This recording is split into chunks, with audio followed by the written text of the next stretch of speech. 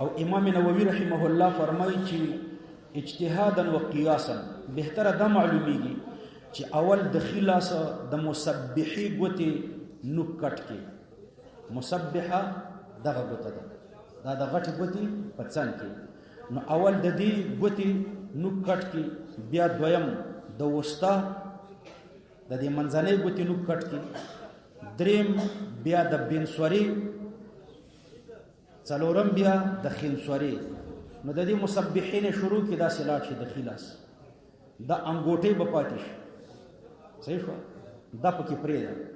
نو د دې مسبحین شروع کول مسبحه بیا وسطا بیا بینسوره بیا خنسوره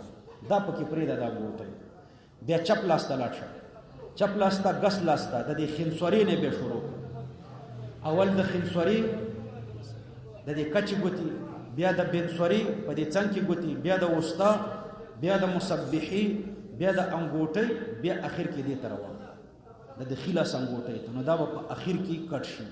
نو ګوره ابتدا بم د خلاص نشي او انتها بم په خلاص باندې شي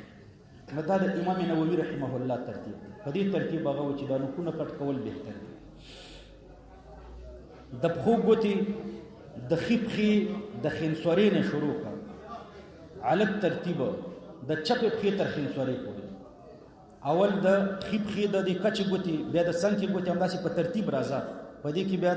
د لاسونو په شان تقدیم او تاخير نه دی ذکر کړی بهر تقدیر د امام نووي رحمه الله ترتیب چې دا ما درته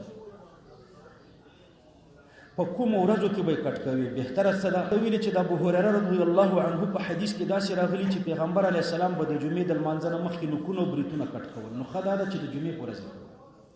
پیغمبر علی السلام د جمعې پر ورځ د جمعې د منځنه مخکې بریتونه کټ کول نکونه کټ